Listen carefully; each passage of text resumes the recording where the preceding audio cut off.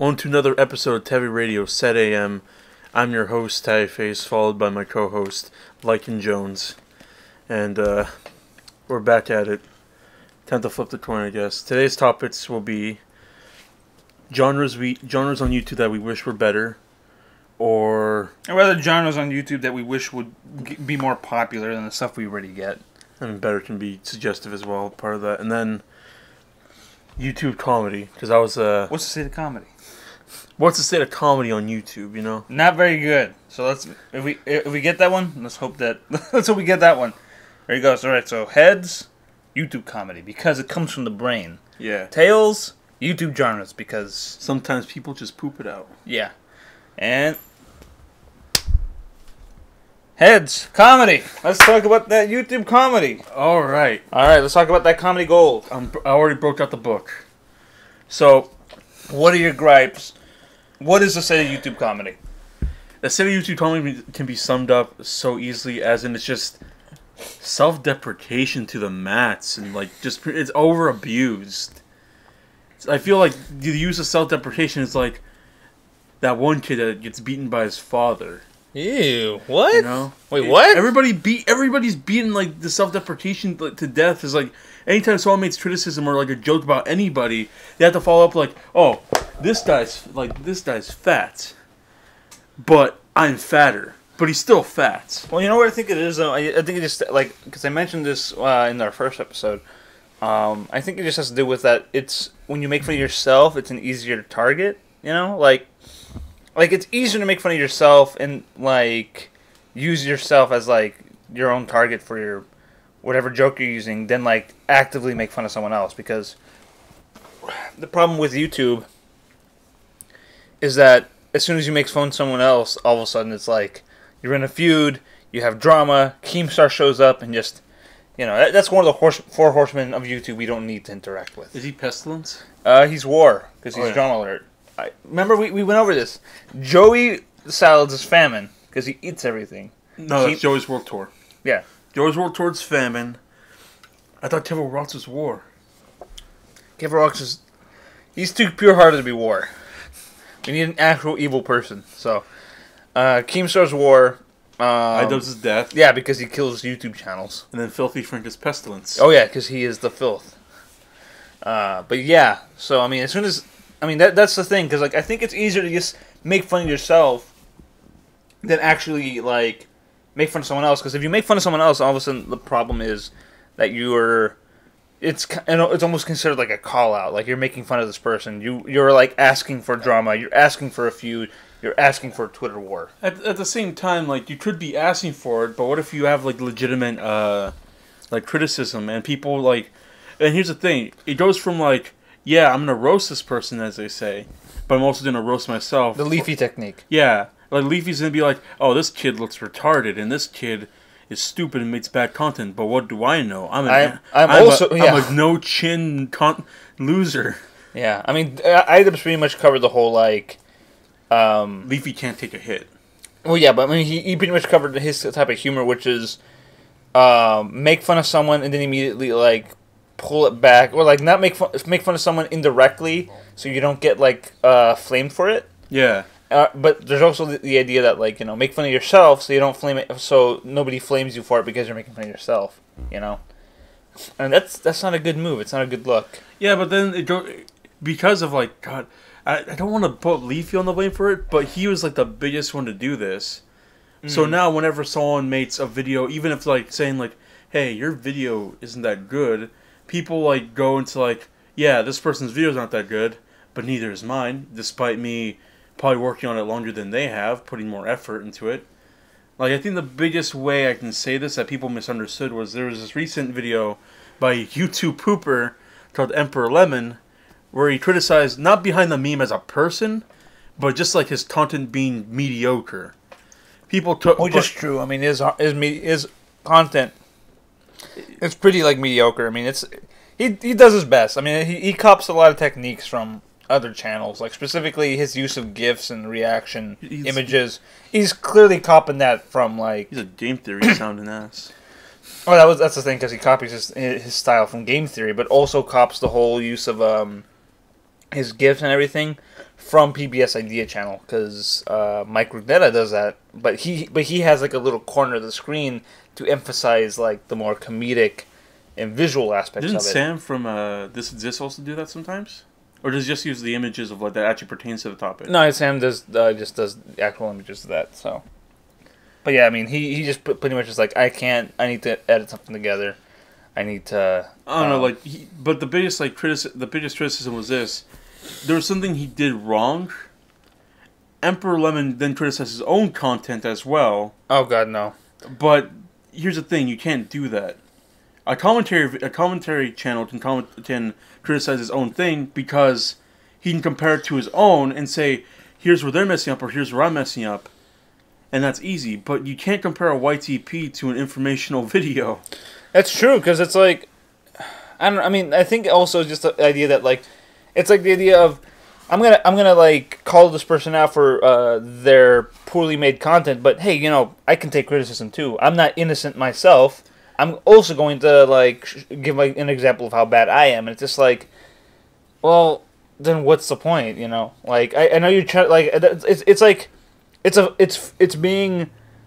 like a fake. It's like a trying to humble yourself, but in like the most false manner. It's like a false humbling, I think the best way to pertain to this, just back on them, was when Anthony Fantano criticized Behind the Meme, and in the way of doing it in Behind the Meme style of like how he pretty much recreated like a video, he recreated a video of his. Well, not recreated. He made like a video on rickrolling, but did it in his style and pretty much showed off how easy it is and how it takes no effort. That's a better criticism. Yeah, I mean, it really kind of doesn't take any effort to like make a Behind the Meme video, but to be fair, it's just give me 2 hours on Sony Vegas. Give them 2 hours on Sony Vegas. Anybody can do it. I don't know. For me, the problem is more like, I hate to derail the conversation of like into is Behind the Meme bad? But like to me, my problem, I don't have any problem with Behind the Meme because honestly, like if it's not for us. I don't know. I watch his videos, but I mean, when there's a meme I don't care for, I don't watch it. But if it's just like, I like because he gives me the Cliff's Notes version of it. I don't really care enough about a meme to know the exact history. So I just want to see the Cliff Notes version. I think that's what he does best. I mean, if you want an in-depth look at, then you go to the actual source. Yeah, and that requires you going through 4chan.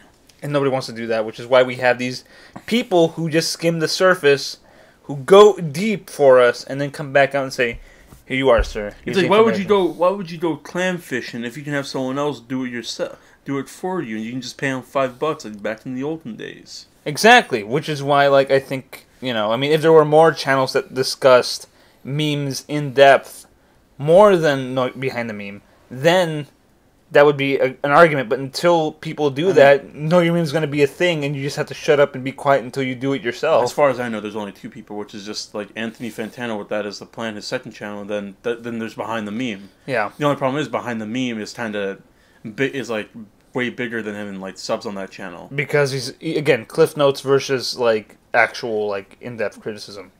Even though, like, yeah, because his thing's called, meme review, but his is pretty good. You'd like it. Yeah, I'll check it out. But actually, but also that also brings is Anthony Fantano the one who also did the 40-minute long video as to why Behind the Meme sucks, or is that? No, that's Emperor Lemon. Oh yeah, I was gonna say. Okay, and this would be kind of. I guess this is kind of connected to like YouTube comedy, or even just like in a way connected to like how people make. I feel like Emperor Lemon was qualified to criticize his video about YouTube. Yeah, of course. It's not that good.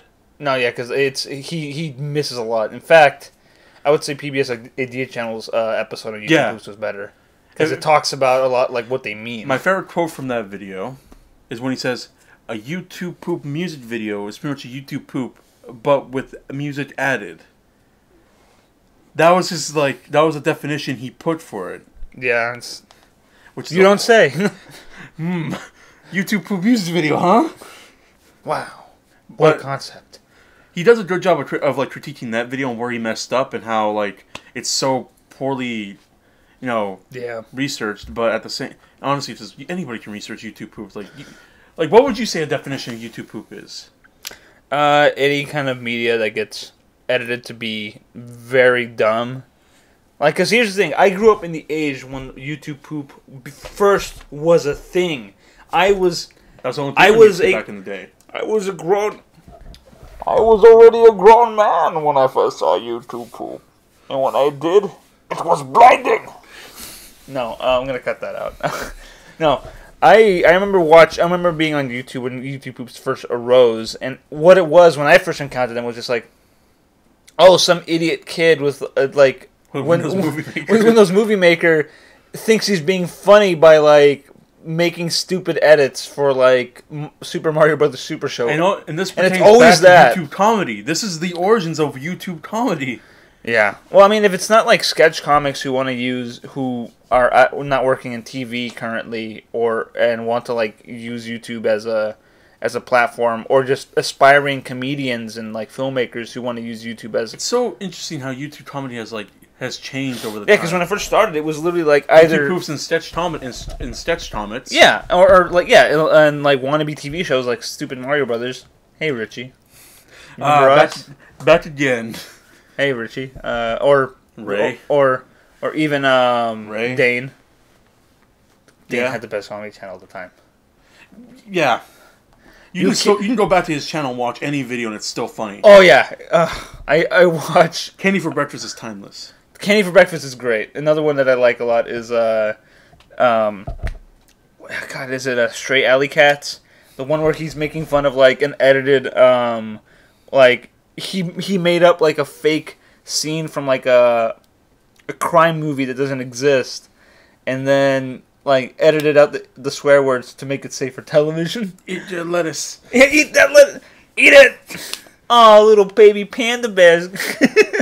It's so good, and it's just like I to this day I stay up at night and think to myself, God damn it, I want Dane to make that into a full-length movie. What is the deal behind Austin's character? Why does he wear like goth makeup And eat?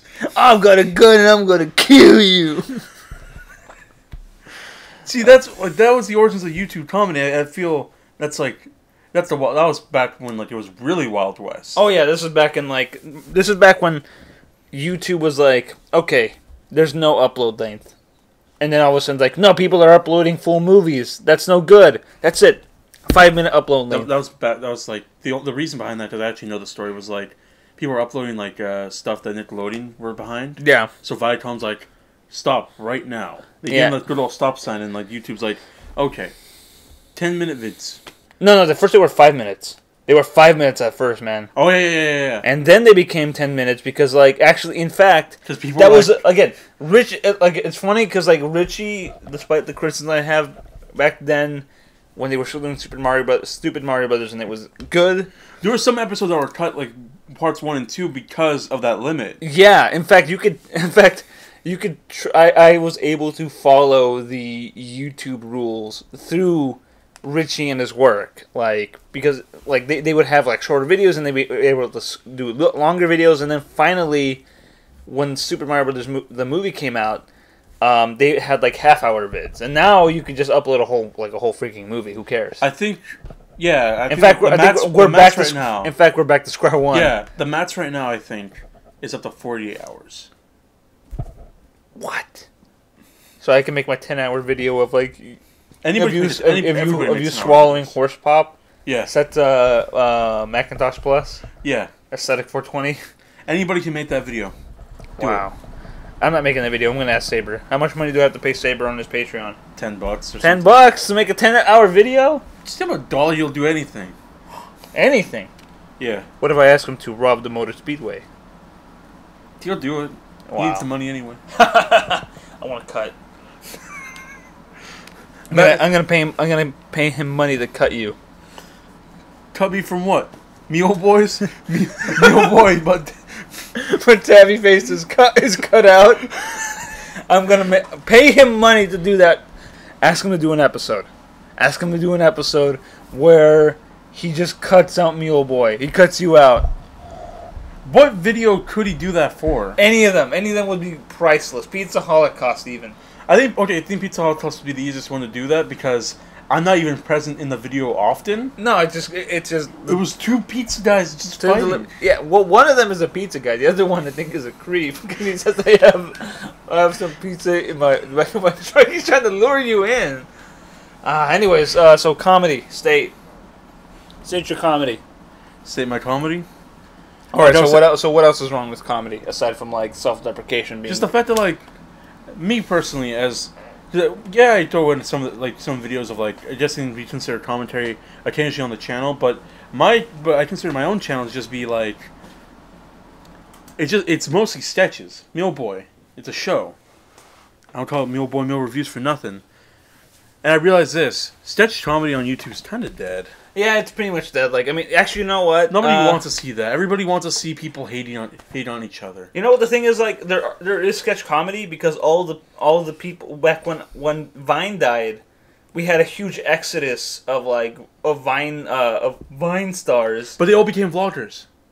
Yeah, it's sad, but like, well, some of them still do sketch comedy. Like, doesn't King Batch still do? He does, but they're really short videos. Because, Vine. The man came out of Vine, but actually, he's actually expanded it. He's actually made his videos longer, which is fine. I mean, their kind of humor is mostly sketch based, and it's all like they came out of like a very fast like setup punchline, and now it's just like on YouTube now you can explore the video. Now you can explore like the top. Now it's just like we can have a longer setup and a better punchline. Yeah, and that's fine. I mean, I think YouTube comedy, I think sketch comedy is no longer as popular. It's the best way to describe Vine, in my opinion. It's like, hey, bro, I got something. What is that? Something. You're stupid. That's a Vine. Yeah. Or I mean, sketch comedy is still a thing, but it's. I wouldn't go as far as say it's dead. I would mostly say that it's taken a back seat to more popular channels like me and my friend are going to play a video game and going to yell at it for an hour. Which is what in the other podcast. That's what Saber and I talked about. We're like, if your channel doesn't work out, just become a gaming channel. That's usually successful. That is a problem I've had so much, and which is why I refuse to become a gaming channel. If my channel fails, that's fine. Leave a like if you want to see the Like and Jones space program come to reality. No, look, I'm gonna be straight for you. I'm Lycan Jones, and if I have 1 subscriber, I'm good, and I have no subscribers, I'm even better. Again, that is true. As long as one person's watching, they're like, yeah. I'm not making money off of my channel, so I don't really care if I have 100 or 1,000. People demand the Patreon, though, right? Some people have demanded the Patreon, but I have very serious issues regarding YouTube as an actual job, because it's working out right now, but I feel that the bubble will pop anytime soon, and I think this advertising thing is one of the first steps to it. I mean, personally, I'm waiting for YouTube to give me my YouTube Red series. They owe me. Yeah, they do. What did you do for them? What did you do for them that like made them owe you a whole YouTube channel? YouTube Red series. One time there was this tape they couldn't finish, so I came in and finished it for them. Oh, okay. So then I told them like, okay, guys, if I'm gonna do this for you, then I'm gonna need my own YouTube Red series, and they said deal. So I'm still waiting on that one. You know what? That seems legit. I agree.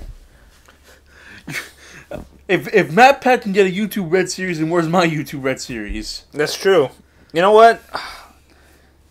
So I have some. I'll have a lot of thoughts about theory channels. Oh my god, it took me a while. Most recently, I had this revelation. Has Matt Pat betrayed you, family? Matt Pat and a bunch of other channels have betrayed me, and I realized that like theory channels I think are ruining like any kind of consumption of media. But look, man, I have 2 big thoughts, and that's like my criticism against. If you're hearing that, that's my garbage man. Is that El Jolto himself? No, he's a curator. He's more like a man who went to a garbage dump, sifted through, and made a museum dedicated to only the finest trash. So it's like when the Dadaists? No. It's like the episode of SpongeBob where like Squidward teaching art class. He actually makes like this beautiful statue and doesn't realize it, and he puts it on like the garbage guy. Yeah. And then the guy's like, "You made this? No, he did." Like, this. Your Squidward voice is the best. No, he did. That's Squidward. No, he did. I call him bold and brash. More like belongs in the trash. Doesn't someone actually think bold and brash? Someone did paint bold and brash. There's a comic I saw that's Kakyoin showing off a picture of Hierophant, just like, I call it bold and brash. And More Jotaro, like belongs in the trash. yeah, Jotaro throws it in the garbage. No, you don't. He slaps it over his knee, more like belongs in the trash. And then Kakyoin's on the floor crying. Just a side note, how can they never explore the fact that, like... Kakyoin's a good artist? Yeah. I don't know. Because Kakyoin gets turned into a donut at the end of Stardust Crusaders. Oh. Anyways, back to the topic. Yeah. So comedy... Again, like, but I'm also neglecting the other side of comedy, of the current comedy on YouTube, which is the dank meme side. Oh my god. The side I can't neglect, or else I'll be crucified. You can neglect it. I've neglected it. No, I feel like I can't neglect it because I'll be crucified. Most of it is 9/11 jokes. Most of it's like 9/11. It was an inside job. Most of it's 9/11 and like racism jokes. Everybody knows they blew up 9/11 to kill the fish people inside the plane. I'm gonna kill myself. Alex was right the whole time. I'm gonna kill Alex Jones. No, but like, there's more dank memes than 9/11. I know, there's the KKK stuff and the racism stuff. Other than the racism stuff, come on. Most of it is because, like, okay, here's the thing. My problem with dank meme channels is that most of them only want to post, like, the edgy dank memes, which is, like, anything that has to do with things that There's been wholesome memes. There's wholesome meme. Name one. Crack a cold one open with the boys. That's a wholesome Okay. meme. That's something you just do with the boys. Okay. Respect women.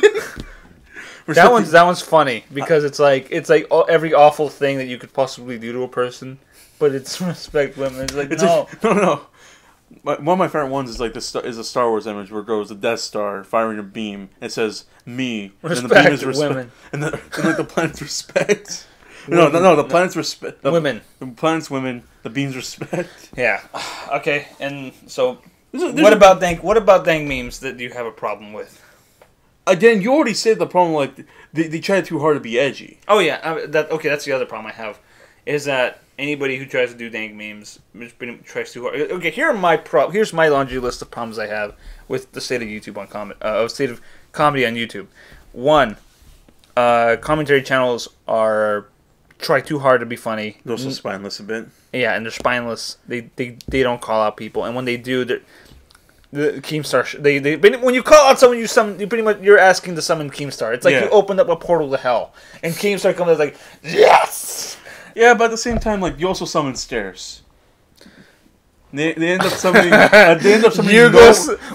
Yugoslavian super soldier John Scares? No, Kermit the Frog John Stairs. I hate that one. I like the one that I invented for. Okay, I have a thing. This is saying in the podcast. I'm going to derail our YouTube comedy thing for a second, but I have this thing. Here's the thing. Tav here is in fact the father of Keemstar, Philip DeFranco, and Onision. It wasn't my proudest nut. It was not, because you didn't. The problem was that, like, in your never-ending battle to destroy Casey Tron, you and her got into a fight because she was going to use her time, like a time machine, to go back in time and get even more, to play go back to the beginning of YouTube and try to get even more views. So she was taking stuff that was getting views now to go back in time to get her more views then. She was going to try to change time. Yeah. So you went after her. Both of you got stuck in the time stream. And in the process, she took some of your DNA because of some stupid wound or like sciencey bullshit. So you got stuck back in time. And you pretty much got stuck back in a few years before. It's like, I guess this is my life now. And during that time, Casey uses your DNA to create... uses your DNA and her own DNA to create an assassin, like a new, like, to make pretty much like a child, in order to like make something to assassinate you. And what better way than to be killed by something that you helped create? I read Frankenstein. Anyways, and thus from the counters there was 3 children. Yeah, the first one was Keemstar. But his problem was that he was too short. You just kind of kicked him, and then you realize, like, well, I just can't leave this poor child soldier to die out in the cold. I might as well raise him as a father. At that point, Tavir had gotten a job in, I'm gonna say maybe like the early '90s. He'd gotten a job working at a Radio Shack because those were so big. Yeah. And so he'd been fired from that pretzel store in the mall. So I decided to move on to the Radio Shack because it was right next door anyway. So Keemstar sticks around. You raise him as your first son. No, didn't chuck him off a cliff this time. Yeah. Then she comes back with Philip DeFranco. Philly D comes in. He's actually a bit more mobile and athletic than Keem, but you still take him down with your with a couple of good placed girthy punches. Essentially, he tries to attack you, but he doesn't realize like you have a wall of fat. You're essentially Mr. Hart from Mr. of the North Star, and he does not have enough insight like Ken to like just pretty much kick away your fat to punch you in the heart. And then there's the last child, which is she just tries to like make the most toxic, evil child ever, and she sends in Onision, and you dispatch him pretty quickly because he's a wimpy boy. He's a wimpy boy. I just kind of threw him, and you just realize like, well, now I have 3 sons that I've actually helped to create. By that point, Radio Shack is closing down, or Radio Shack no longer want your business because you're using your technology to fight your sons and keep them in check. So you get a job at the Orange Julius, which is even better. But unfortunately, like a few years pass by, that goes out of business. Funkoland goes out of business. Becomes GameStop. GameStop goes out of business. The whole mall is dying. I'd now stuck at the movie theater. I was like working in the movie theater, and at this point, your sons are now older, and they've all started up YouTube channels, and they're living in your basement. No, Team is living in the basement. That's where I threw him down the first. You go down now. Onision lives underneath the staircase. Philip gets the actual room upstairs. He's the only good son, but I don't care for his content. It's just mostly like a better version of Teamstar. Yeah. So then, Casey hasn't come back because she's still being chased by time wraiths because they're just like, you've really effed up the time stream, and just like, in what way? And you're like, Yugoslavia dissolved early. Dissolved earlier than should have been, and stopped it. And like, not only did you dissolve Yugoslavia earlier than it should have been, in a different timeline, but you also gave Yugoslavia early better technology to create a super soldier, which was frozen and then unlocked years later. I'm going to say in the alternate version of like 2016, 2017, he unfroze. His name is John Scarce. John Scarce does investigation. You realize like, oh my god, I'm a man without a country. My country that made me to save it, to defend it, is gone. Who do I blame? I can't go after Casey Tron. She's being chased by time wraiths. They'll do their job. But who else is responsible? Tav. Tav is responsible too. So he finds his house, because John Scarce finds everything. And he does this by only going behind corners. Yeah. So he finds John Scarce. So John Scarce finds Tav's home. Tav comes home. He opens the door. He's like, okay, sons, I'm home. I got you a whole new bag of roughage. The pretzel store's going out of business, so these all this old pretzels you guys can eat. I'm gonna have myself a chicken dinner, but here's your dried up pretzels. Onision, you can have this old pretzel dough. It's uncooked. Be careful. But I'm vegetarian. And then you realize your sons aren't answering, and you're like, God damn it! They must be doing your dumbass shows again. And like you call them up again, nothing. And then out from the shadows steps John Scarce. He's just like, hey everybody, it's Scarce here. He's like, hey Tav, it's Scarce here. He's like, who are you? Name's John Scarce. I just said that. Anyways, come over here. I've got something to show you. You're a little nervous. You go to the side, and all of a sudden, what do you see? My boy's tied up. Your boy's tied up. John Scarce as your boy is tied up, and he says, all right, I know what you did. Because of you, my country's been dissolved. I'm a man without a country. He's always going to say that. That's his catchphrase. A man without a country. And he says, every year, I'm going to come back every 3 years. For all 3 children you have, I'm going to come back every 3 years to kill one of them. This is the first year. I'm going to ask you who should I shoot first. To which I then respond with Onision immediately. And he's like, very well. Very well. And he shoots Onision. He's like, your next boys, they will die in another 3 years. Shit, that's when YouTube's gonna fall anyway. Yeah. So he walks away. Your son Onision, dead. Your your other two sons, not really affected by it. They hate Onision. If anything, Keemstar's friends are waiting outside. In fact, and you pick your favorite son, who you love as a son, but not so much as a YouTuber. You go up to Philip, and is like, I promise you, Phil, you'll be the last one to die. And he's like, Dad, why don't you just try to kill John and like save him? No, he's a super soldier. He's a super soldier. Look at me. I work at the movie theater. I'm so large. Dad, you use that same girth to defeat me. Yeah, but you were a kid. Besides, don't tell Keem. But I want him to kill Keem in 3 years. But can't we kill Keem right now? No, son. Because I'll put blood on my hands. Isn't Onision's blood on your hands? You said you chose him to die first. Yeah, but I didn't do it. I just said. So what? But Dad, what are you gonna do with Onision's body now? I don't know. I guess we're all. I don't know. Bury him in the backyard. Maybe he'll grow some onions. And then you did bury Onision's body, and because he's a time stream felt like a child assassin baby, his body, his remains, become a beautiful vegetable garden. The one good thing he's done with his life. To which he then prays every day, but then Keemstar tries to get into my garden like the gnome he is. He's like, oh, I didn't know.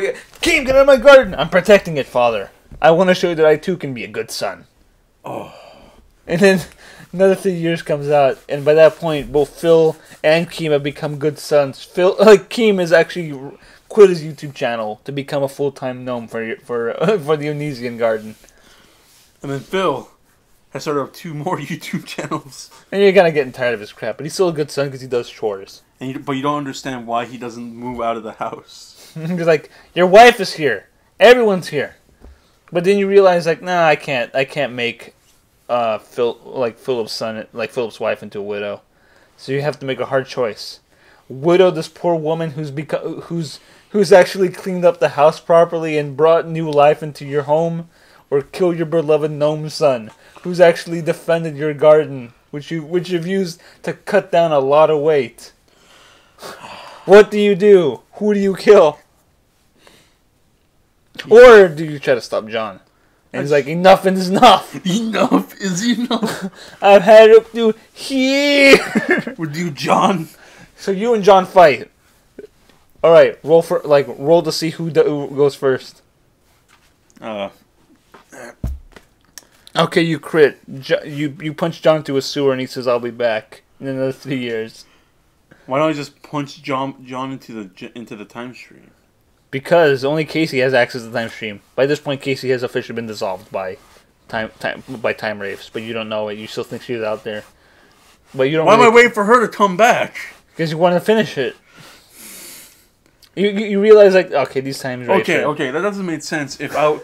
How is she able to only enter the time stream? She's got the time machine. But how come I was able to chase after her? You ran in after her. Then why you grabbed her and she turned on her time machine. And you grabbed her and you're fighting in the time stream and watching everything happen, watching time happen. And then during that time stream you knock a piece of some time thingy that destroys Yugoslavia. I punched the time stream that Yugoslavia was in. Yeah. And you dissolve it.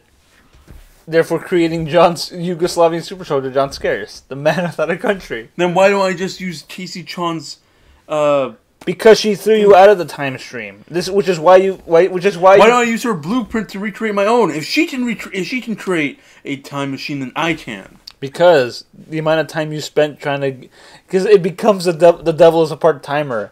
You show up in this other timeline. You have to get a job because you're a human being, and you realize that you have to focus on keeping your house because you decided, you know what, this is another timeline. I'm gonna have a house because right now the housing crisis has not happened, and it doesn't happen because you guys alter time. So you pretty much get settled into your own life, and especially with your sons until John Scares comes back the second time to try to take out your new sons who you've reformed into actual decent human beings. And I would even say you did the same thing with Onision because he's a vegetable garden now. He's more useful than he was in life. His spirit lives on through beautiful In vegetables. fact, when the fight goes into the backyard, you find out that the vegetable garden, in fact, has a mind of its own and helps you defeat John, because Onision is alive in the plants and has become a good son in death. Or he becomes Stray Cat. Onision becomes Stray Cat. But he hates Philip's wife. But he hates Philip's wife, which is why... No, he hates John because John killed him. He hates John, yeah, so he tries to, attack him using his, vine things. In fact, Onision just rises up out of the vegetable garden as a vegetable golem. He's made of a bunch of potatoes and carrots and, fights John and manages to, chase John away, only to come back and rescue Keemstar uses his pointy hat to stub his toe. Yeah, so... Essentially, you realize, oh my god, I have my own super team of super children. I have my vegetable son Onision, my gnome son Keem, and Phil here's... Phil. And then you realize, I've assembled my own Fantastic Four. It's time that I give back to the world. So you go to the UN and he's like, UN, here are my sons, they will protect us. And they're like... That's a set of potatoes, that's a gnome, and that's just a guy. And? What do you have? Well, yeah, I guess. Well, that's more than we have. Yeah. Here's your first mission. I want you to kill all these dictators in all these dictator countries. We can't just kill people. That's what Philip says, but no, but Keemstar and Onision have different ideas, and so do you. But wait a minute.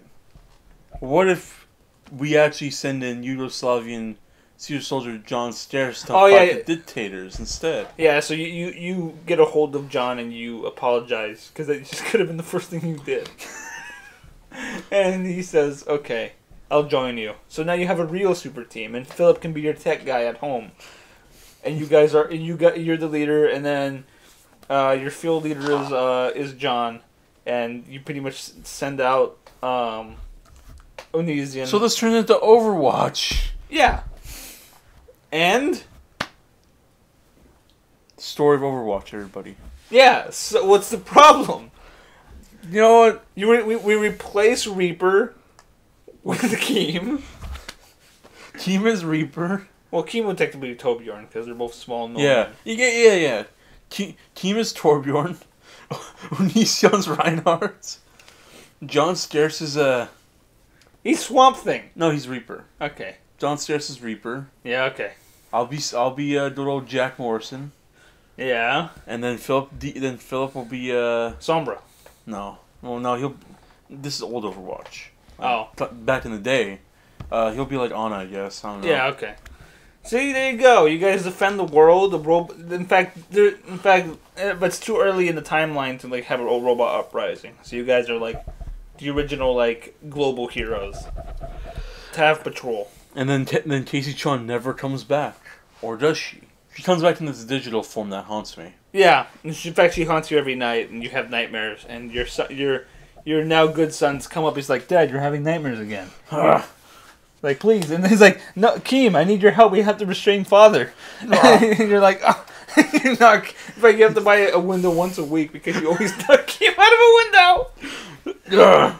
But luckily, the window always faces the backyard, so Onision always catches them with his vines. Onision is a vegetable swamp thing. So that's pretty much the story of Overwatch. So that's Injustice 2. So that was Injustice 2. I was actually telling this idea to Turuma one night. Yeah.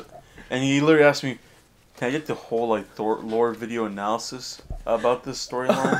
I get the different timeline map of it drawn by the Well, that's pretty much what this was, so it took us a few minutes, but we now explained the whole lore behind a lot of the Typeface universe and what's to come. Well, this is the alternate timeline. This has nothing to do with the Jod situation or the Mule Boy timeline. The Mule Boy timeline is very different from the Tav versus Casey-Tron timeline. Which again goes back to Saber's whole idea of that there are multiple Typefaces. Yeah, it's fine. Which is true to an extent. Anyway, so back to YouTube comedy. Alright, because we just gave you the best comedy. Sorry, you can't deny that. Can't deny that we just pretty much made Overwatch. Yeah. Jeff Kaplan, where's my money? Yeah. Where is our money? Kaplan, come back. Come back. So Baby, come back. back to the. So anything? Do you have any other thoughts on YouTube comedy? Because, like I said, my problem with it is just Everyone tries really hard to be edgy.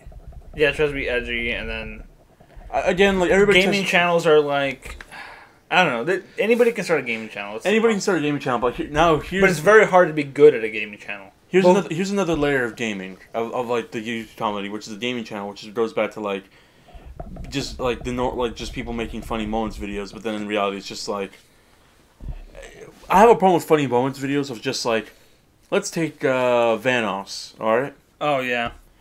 He makes his funny moment videos with his buddies, but at the same time it's never him who does the moments. He's just essentially the cameraman. He's the catalyst. He's the cameraman. It's him and his dope friends that do it. But then here's my next question. It's 2017. Why do your dope friends still sound like they're talking to Xbox Live in 2012? Oh my god. Oh my god. This is my main gripe always. So it's a technical gripe. This is a technical gripe. Why, when you have all this technology to record your own audio, sync it up, make your funny moments, put more effort into a video, but then you don't. If you're going to go through the effort of editing in a soundboard, anytime funny moments happen, like, oh, let's add in that banana peel moment every time someone dies or something, in a game. But you don't have the time to just tell your buddies who make their own videos so they have their own equipment, be like, oh, okay, guys, here's like the call. Everybody sync up, clap, that's it. Okay, let's play the game. Do it. Why? I don't know, man. I guess it's cheaper. Some of their friends are cheap asses. That's it. That's the only thing I can think of is that just cheapness abounds. I don't know. Stuff like this makes you want to like come on. Even I can tell. Say one time we did try to do the podcast do the sync clap, and fun fact: TaviRadio cannot do that because no one knows how to sync clap. We'll say 3, 2, 1. Someone will unintentionally just mess it up, and then it will take like a good 20 minutes before we can actually do it. Yeah. We did try to do that once, but then it turns out someone recorded everybody else's audio but himself. I recorded everybody's audio, so we just ended that podcast was strapped. Much didn't happen. It was mostly that was back in the day when we were just passive aggressive. Well, that was back in the day where I just used to threaten, but now I just take action. I'm just killing. I just remember something about YouTube comedy, and that's the fact that I hate how every YouTube comedian who does something really edgy and offensive immediately becomes a meme. Well, yeah, but like I'm talking about like the fact that they always fall into the excuse of it's satire. Yeah. That's a conversation we need to have now. Okay, one. Satire is not like you can't always like fall back on like satire. Oh, it's all satire. It's all satire. I feel like that's just a word people use to think they like that they're more advanced than we are with comedy. Yeah, well, yeah, it is because like in reality, satire is like is not parody. It's not parody. It's you're like satire is literally exists in order to like point out the flaws in something that you're making fun of. Like you're making fun of it, but and the other thing is satire doesn't even have to be funny. It just has to like be a criticism. Like but when Leafy says like his criticism on a kid making a video is satire, what is it satirizing? Yeah, what is he satirizing? Like unless he himself is making a video just like the kid. Then, for example, Anthony Fantano's video on Behind the Meme, where he pretty much copied his own style, is that satire or is that parody? That is actually satire because he's like criticizing Behind the Meme. Yes, that's satire. That's a perfect example. That's a good example. Or another example too is like when people do offensive and mean things, and they say, "Oh, I'm being a satire," or I'm satirizing like horrible, offensive people. I was making fun of Leafy's chin.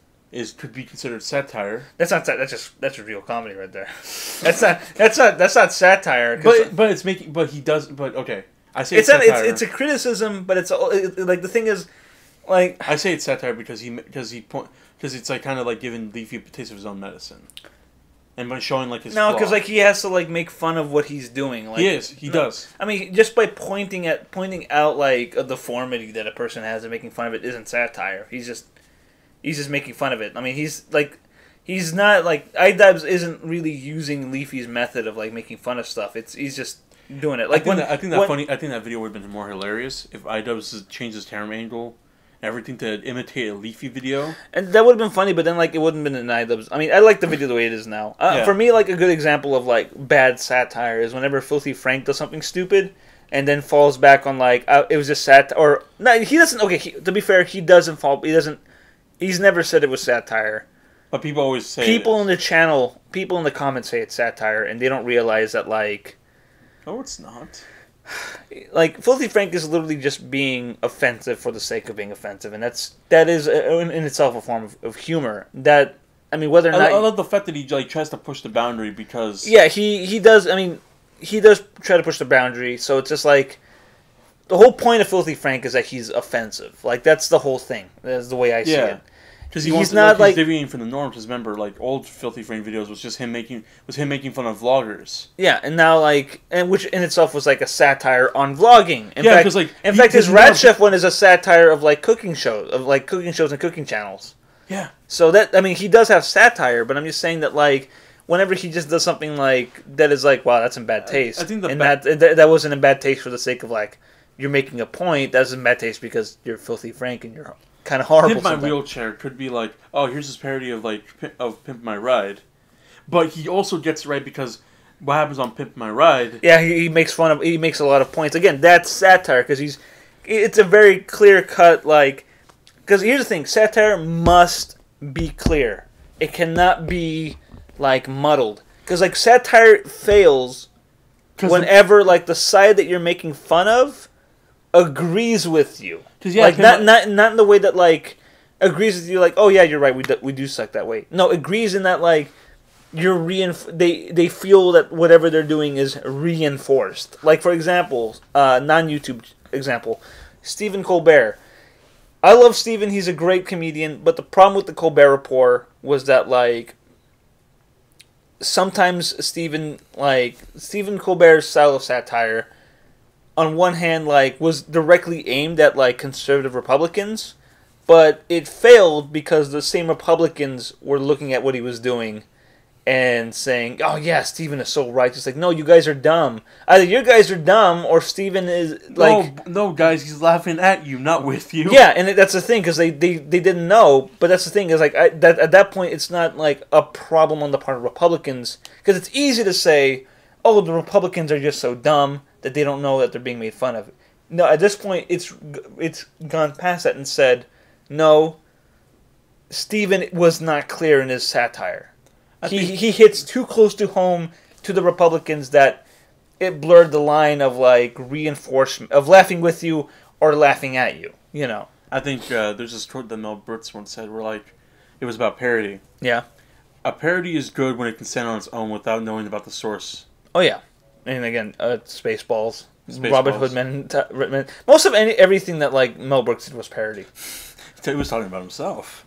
Yeah. But I want to bring that back to like Filthy Frank's Pimp My Wheelchair video, because it's offensive because here's this man with cerebral palsies and he's like Filthy Frank's treating him so poorly, but at the same time he's making fun of Pimp My Wheelchair in the way that like, yeah, here's the parody, but then he's also satirizing the fact that like the things that go on behind the scenes of Pimp My Wheelchair. Also, I mean, Pimp My Ride is also really bad. Yeah.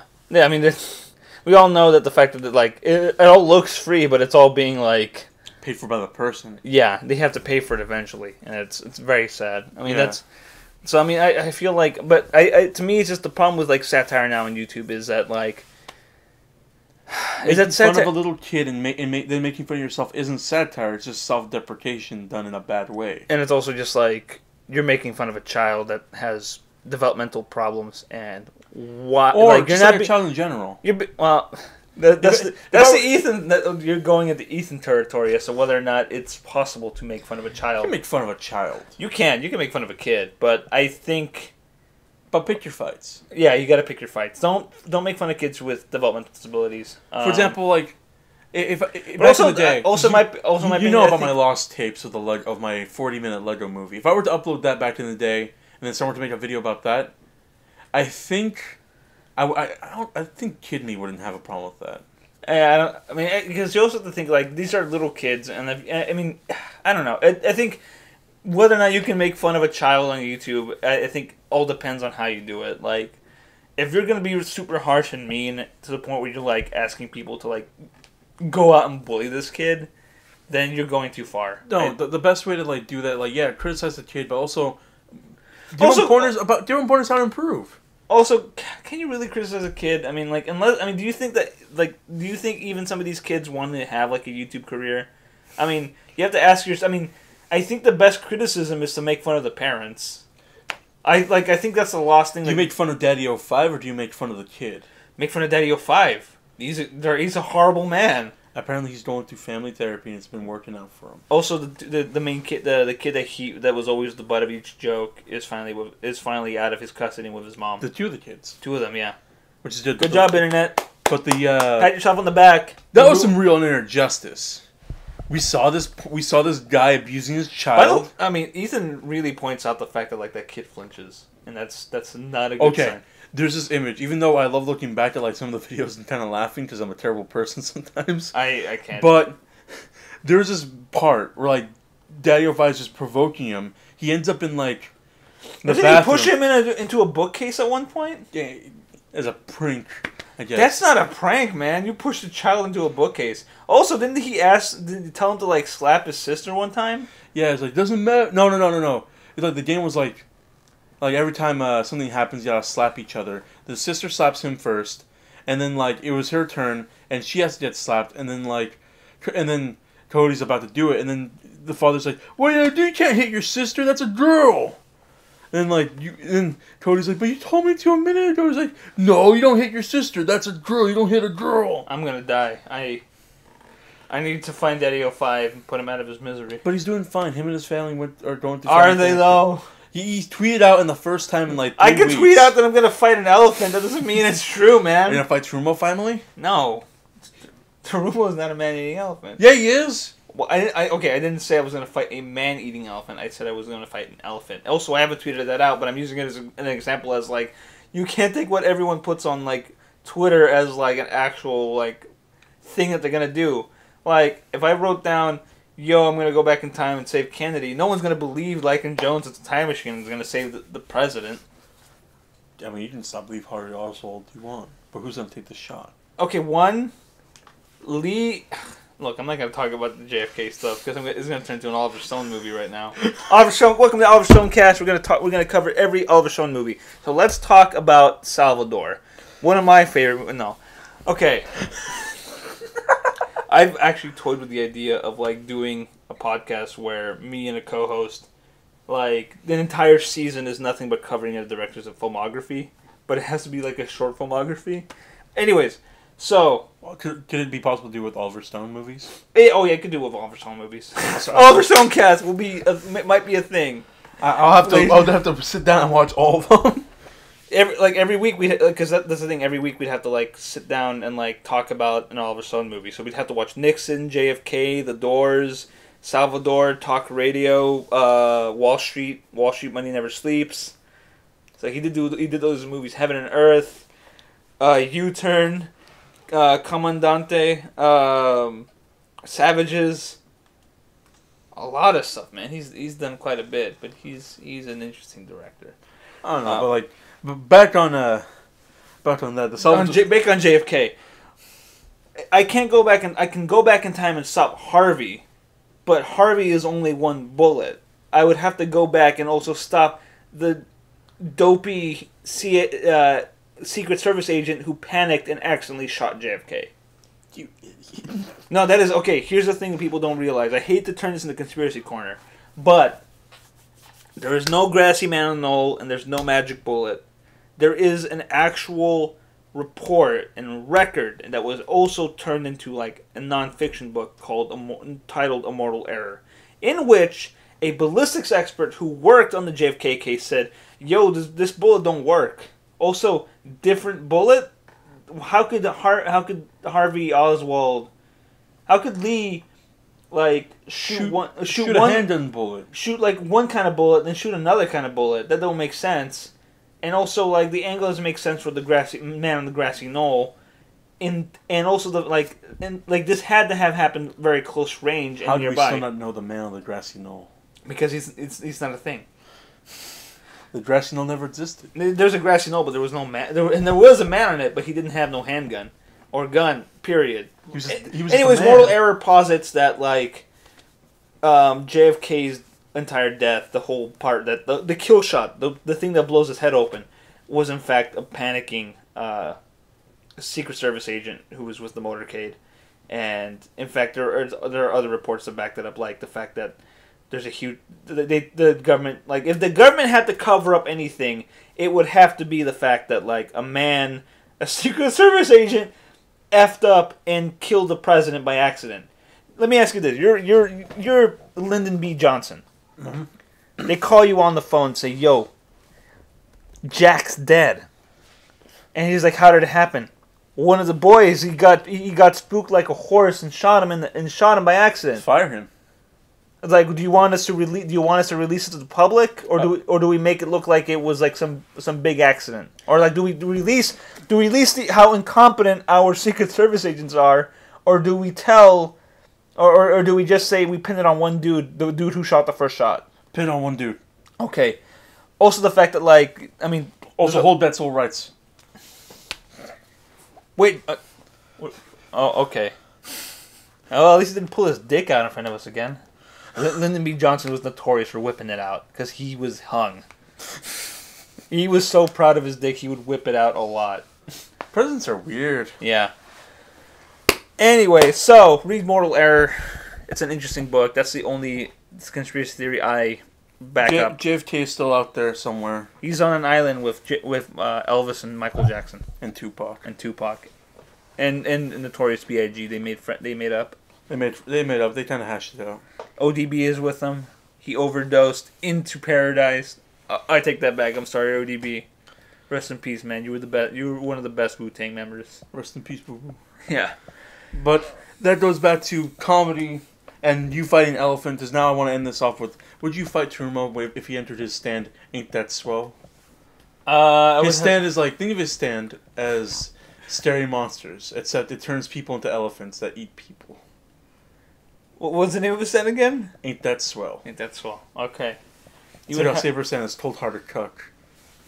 That's not a song.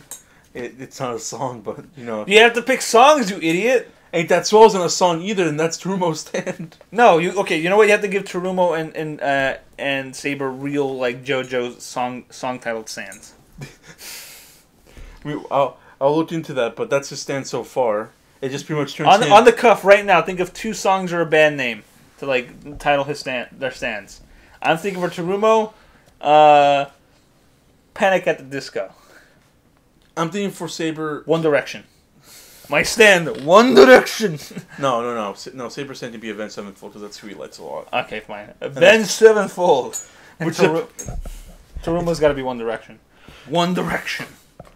But Terumo's stand. No. Terumo's stand is called Cage the Elephant. Yeah. No, or Elephant Gun. I like Cage the Elephant more. Cage the Elephant because it turns him and other people around him. Cage the Elephant. Turns him into a man-eating elephant. What's your stand? What's it named after? All-Star? Yeah. No, mine's Smash Mouth. Oh yeah. It has the ability to deflect anything, but from the original set. Say you were to throw a piece of a ball at me, I'll use Smash Mouth to deflect it, but it aims directly at your mouth. Well, you know what my stand is. Werewolves of London. Yeah, Warren Zevon. But besides that, would you fight Terumo in his form? Yeah, because I have Werewolves of London to back me up, and that kind of works the same way, but it makes things of the wolves. So wolves versus elephants. That's the thing. That's today's comment. First episode. I just want to let you know, Clown has not responded to my challenges. So he's too old, man. I don't care. It's like how people. How old is he? He's actually, I think, your age. Then old man fight. But I'll whip him with my cane. He's on the life support. You can't really help. You can't really do that to him. What are you gonna do? Unplug it? That's how you win the fight. Yeah. I gotta recharge my phone, don't I? There's this theory where the reason why I keep Terumo on the life support is to actually hold him back. But then one day Saber's like, well, Trumo, as much as I care about you as a friend, my phone's on 8%. I gotta charge it. So he plugs his life support. Then Trumo finally reaches a state of woe. You think I'm strapped in for my safety? Guys, please stop praying to my grandpa. He's getting too powerful. Okay, so yeah, that's YouTube comedy. It sucks. It sucks for the most part. There's some good things in there. You have to find it though. You really have to sift through trash to find good comedy. But you know what? And there's also some good memes out there. You know, I'm gonna say this though. There's some good videos. Comedy is subjective. It is. What you may find stupid, other people will find. Some people find 2008 Smosh funny still. Some don't. Some people. Isn't 2008 Smosh like their heyday? Or do you think they're better now?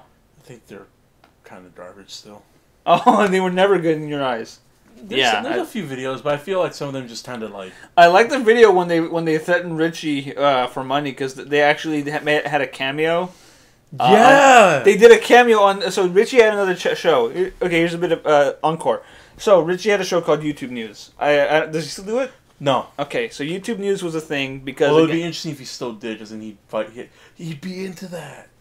Why did he quit it? Richie, you were onto something, you idiot. Again, he had a show called YouTube News before YouTube was a bigger thing. So, like, he could have won. Anyways, he could have beat Keemstar. Yeah, so YouTube News was like a fake news show where he and his buddies dressed up in suits and always, like, shat on Chris because he was their weatherman. And also, Dane was their, like, field reporter. Yeah. And that's part of the reason I think YouTube News ended. But at the same time, they kept going because they had a green. Anyways, at one point they did a thing where they had Smosh cameo with them, and their only line was like, "Where's our money, Richie?"